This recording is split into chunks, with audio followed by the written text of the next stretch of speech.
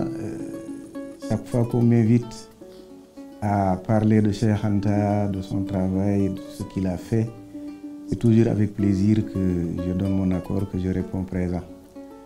Donc je vous remercie pour cette nouvelle opportunité que vous me donnez de parler de Cheikh Anta. Alors, avant d'arriver à Cheikh Anta lui-même, il faut que je vous explique pourquoi moi je peux parler de Cheikh Anta de manière, disons, normale. Parce que par les temps qui courent, il y a beaucoup de gens qui, chaque fois qu'ils sont invités, sont contents de parler, même si ils ne sont pas des voix autorisées. Alors moi, je n'aime pas faire ce genre de choses. Si je parle de Cheikh Anta, c'est parce que je pense pouvoir le faire, pas de l'ensemble de l'homme Cheikh Anta, mais au moins d'une partie de l'homme Cheikh Anta. Parce que moi, j'ai travaillé avec Cheikh Anta. Cheikh Anta, je l'ai connu pour la première fois à l'occasion d'une visite organisée par notre professeur de préhistoire, le professeur Sir Descamps, en 1975, si je ne m'abuse. Je faisais le duel 2. Et Sir Descamps nous avait amené visiter le laboratoire de Cheikh Anta. C'est la première fois que j'ai vu l'homme. Et il m'avait beaucoup impressionné. Par la suite, c'est en 77 que je l'ai revu. Et je l'ai revu pourquoi? Parce que je venais de terminer un mémoire de maîtrise intitulé L'Égypte et l'Éthiopie chez Diodore de Sicile et Strabon. Et c'est en faisant ce mémoire que j'ai découvert qui était Cheikh Anta à travers ses travaux.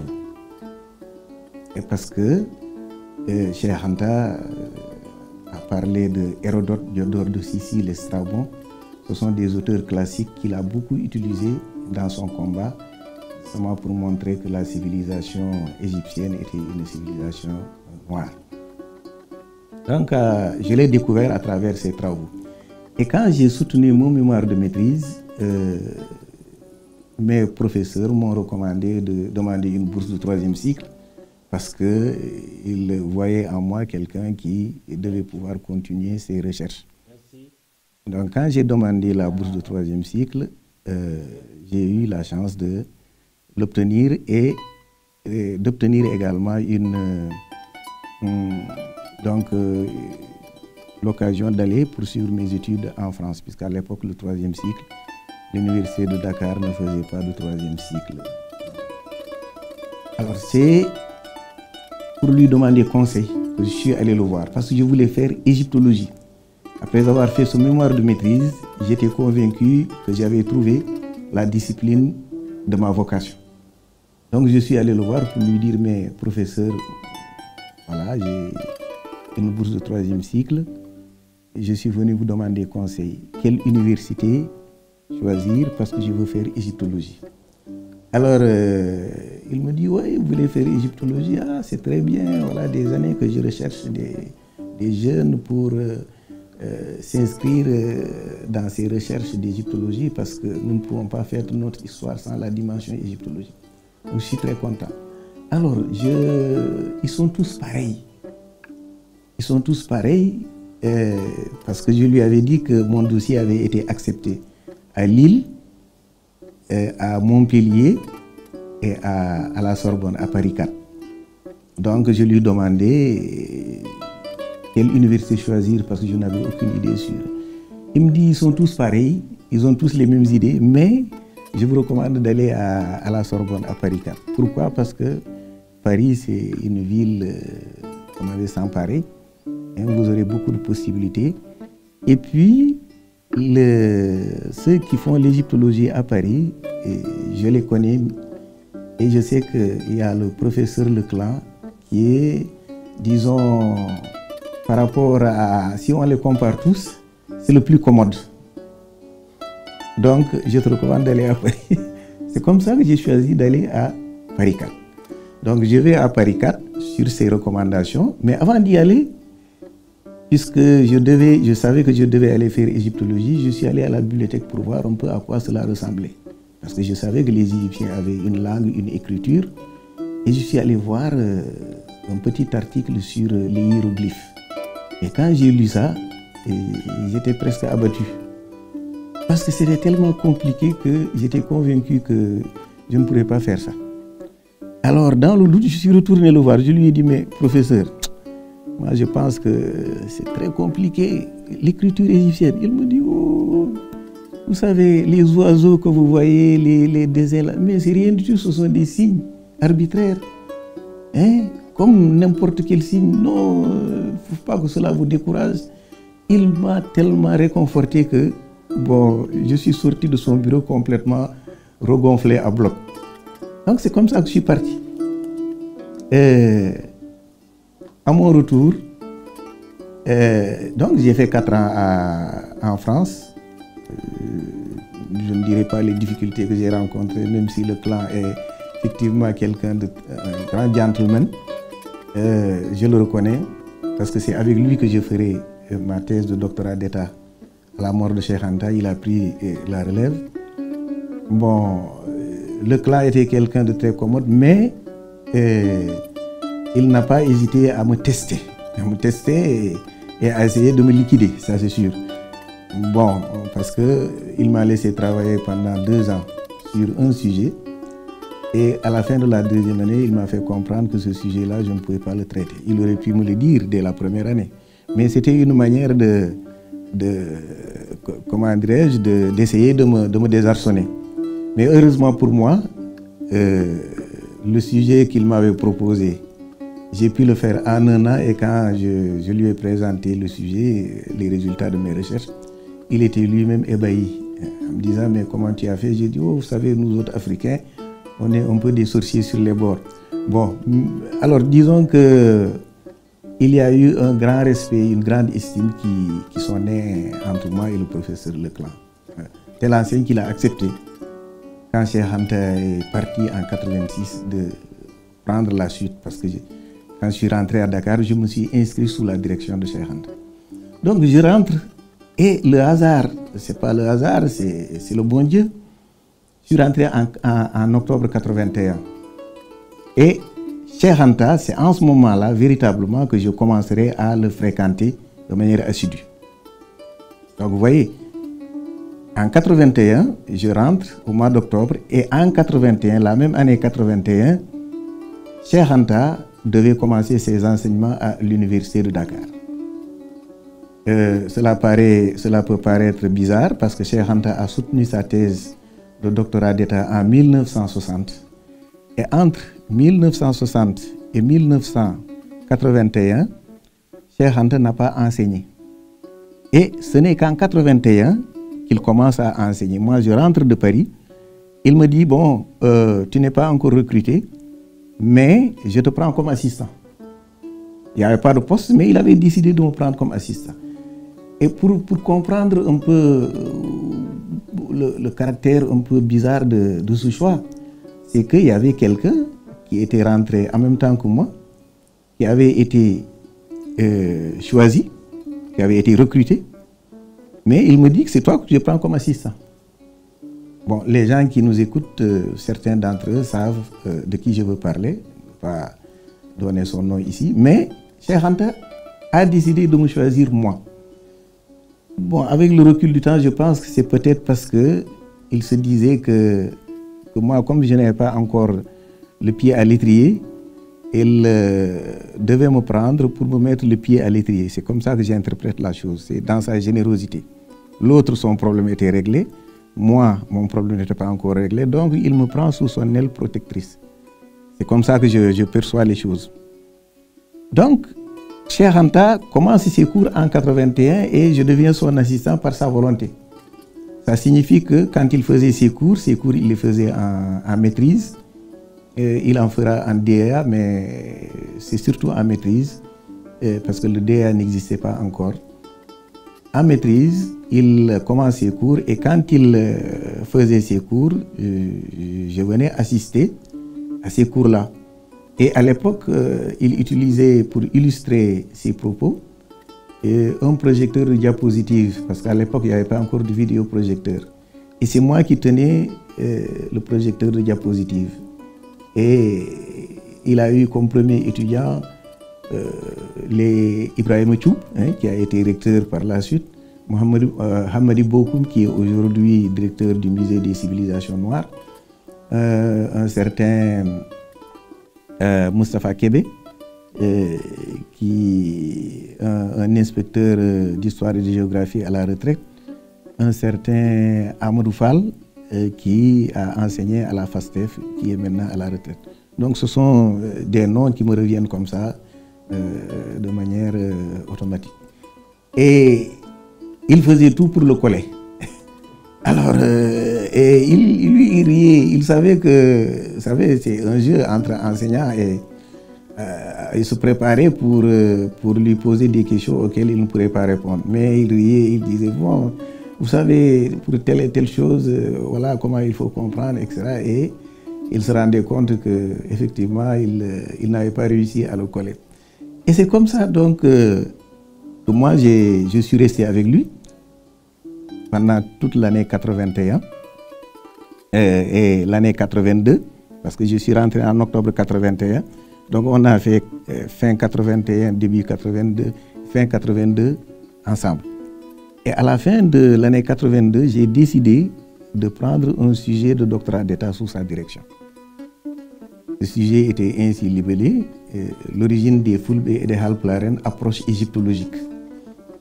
Donc il me dit, bon, il n'y a pas de problème, j'ai encore la lettre par laquelle il acceptait de conduire mes recherches. Et donc on a travaillé ensemble, j'étais toujours son assistant, je travaillais, donc je faisais mes recherches, parce que là aussi c'est lui qui m'a inspiré. Parce qu'il était le seul à avoir, selon moi, donné une réponse, disons, scientifiquement acceptable sur l'origine des Peuls. Vous savez, l'origine des Peuls a intéressé beaucoup de gens, des administrateurs coloniaux jusqu'aux spécialistes de l'ethnologie, de l'anthropologie. Tout le monde s'est penché sur les Peuls parce que les Peuls ont effectivement donné du fil à retordre aux Français et les gens étaient convaincus qu'il fallait étudier cette population-là pour pouvoir un peu la comprendre et essayer de la dominer. Mais lui, vous savez, il avait une vision très, très intéressante. Contrairement à ce que disaient ces spécialistes, à savoir que les Peuls étaient des Blancs, ils se sont beaucoup mélangés avec des Noirs et qui ont donc perdu leur phénotype originel, Cheikh Anta a inversé la perspective.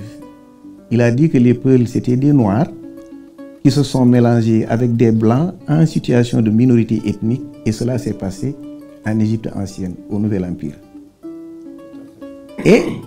Et donc, moi, c'est ce qui me paraissait plus, comment dirais-je, cohérent. Parce que, si vous voyez les Peuls, ils ont effectivement un phénotype un peu particulier au sein des Noirs. Mais si vous analysez en profondeur leurs mœurs, leurs coutumes, mais vous vous rendez compte que ces Peuls-là, ils partagent tout avec les autres Noirs. Par exemple, le système matrilinéaire. Alors que tous les nomades censés, donc, auxquels ils sont censés appartenir, si on suit la thèse des spécialistes occidentaux, tous les nomades ont comme système le système patrilinéaire. Eux, ils ont un système matrilinéaire.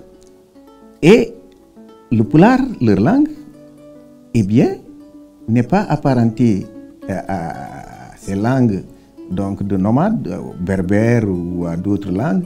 Non, le Pulaar est apparenté au Serer, au Wolof et au Soninké. Donc, dans ces conditions-là, il faut reconnaître que c'est Cheikh Anta qui a vu juste. Puisque si les Peuls n'étaient pas des Noirs comme les autres, qui ont juste changé de phénotype, ils ne partageraient pas ces éléments-là avec les autres Noirs. Voilà, l'enfance de Cheikh Anta. Donc, Cheikh Anta, par la force des choses, je me suis intéressé à l'homme.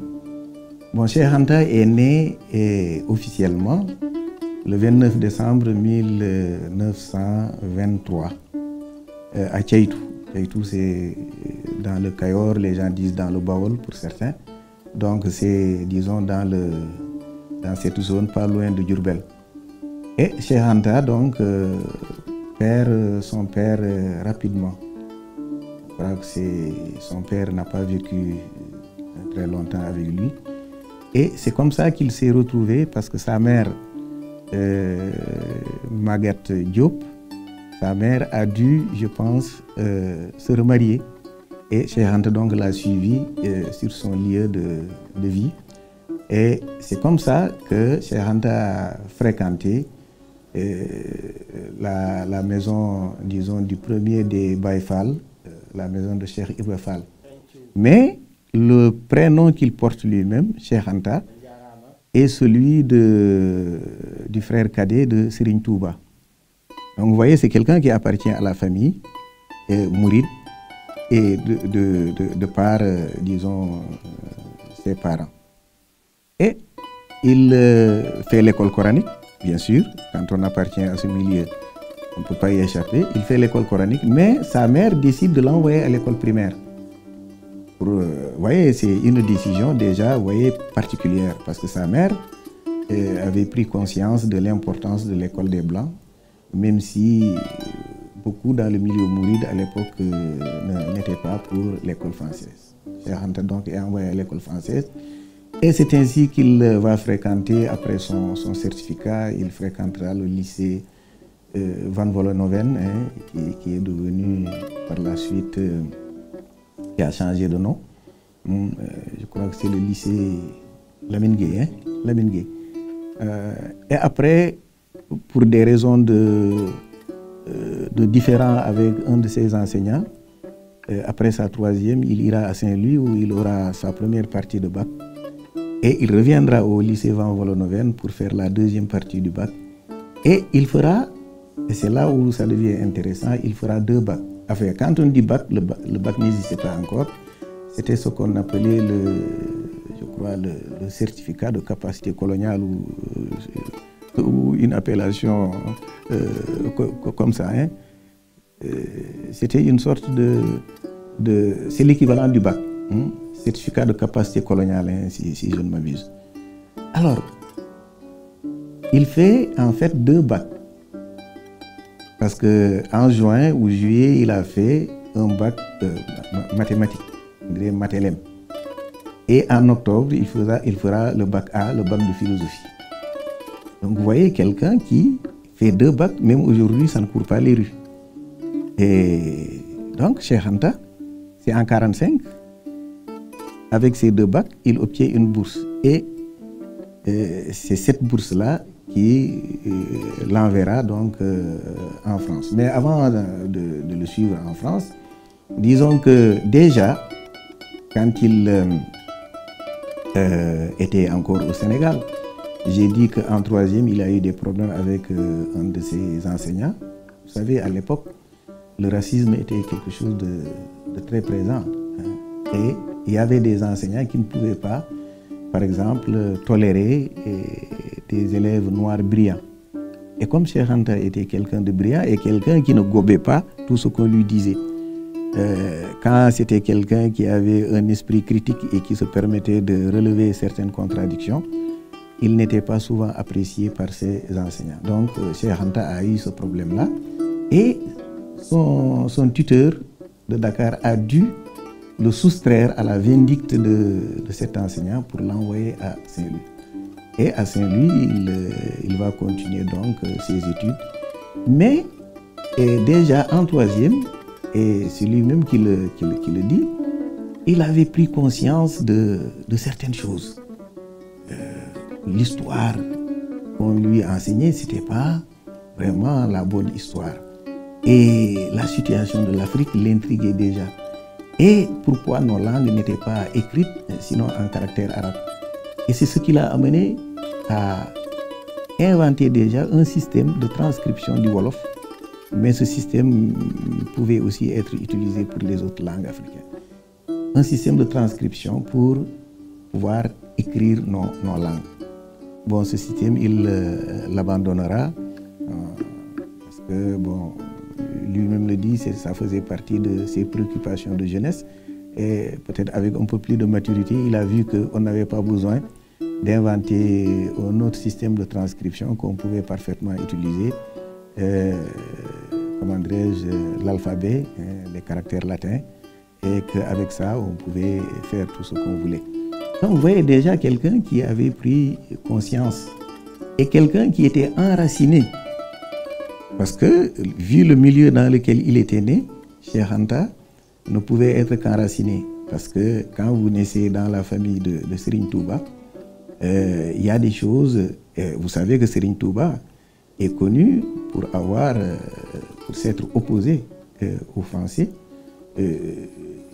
Il a été exilé pour cela, et même l'homonyme de Cheikh Anta, donc lui-même a été exilé, je crois, au Mali, si on en croit ce que dit Cheikh Mbacké Diop dans la biographie qu'il a consacrée à son père. Donc, esprit de résistance, Cheikh Anta, vous voyez, ne pouvait pas échapper à cet esprit de résistance qui prévalait dans ce milieu, dans le milieu dans lequel il était né. Voilà pourquoi, très tôt, il a commencé à se rebiffer contre le système colonial et à chercher des moyens de libération. Voilà pourquoi, peut-être, il a fait 2 bacs. Et le bac scientifique, il voulait le faire. Il voulait, comment dire, utiliser ce bac pour devenir un ingénieur en construction aéronautique. Ingénieur en construction aéronautique. C'était ce que voulait faire Cheikh Anta. Alors vous voyez, c'est-à-dire qu'il avait déjà compris que c'est par la technologie qu'il fallait libérer l'Afrique, comment dirais-je, de la domination qu'elle subissait. C'est par la technologie, et il fallait donc des cadres techniquement outillés pour pouvoir le faire. Bon, ça, c'est l'idée que tout le monde se fait dès le départ. Notre retard, on le voit, c'est un retard d'abord technologique. Donc il faut régler ce problème-là. Mais Cheikh Anta se rendra compte que, en fait, que cela ne suffisait pas. Et que c'était même, disons, ce n'était même pas la priorité principale qu'on devait avoir. Il y avait une autre priorité dont il avait déjà pris conscience avant de partir, mais dont il prendra encore beaucoup plus conscience quand il arrivera en France, parce que là, il va totalement réorienter ses objectifs. Au lieu de faire les écoles préparatoires, il a fait une année de prépa, et par la suite, compte tenu de... Parce que vous savez, les prépas, c'est un bourrage de crâne. Il faut être là 24 heures sur 24. Et vous avez vu l'affaire Diary Sowen est là pour nous confirmer qu'il faut être à 100%. Voilà. Cheikh Anta ne pouvait pas l'être parce que c'était quelqu'un qui luttait sur le plan politique, qui voulait s'informer, acquérir de la culture pour pouvoir faire face au système colonial. Donc il ne pouvait pas faire ce bourrage de crâne, et au bout d'un an, il a réorienté ses études pour faire une licence de philosophie. C'est ce qui correspondait le plus à ce qu'il voulait faire. Pourquoi? Parce qu'il s'était rendu compte en venant en France qu'il y avait un combat encore plus urgent, c'est la désaliénation culturelle des Noirs.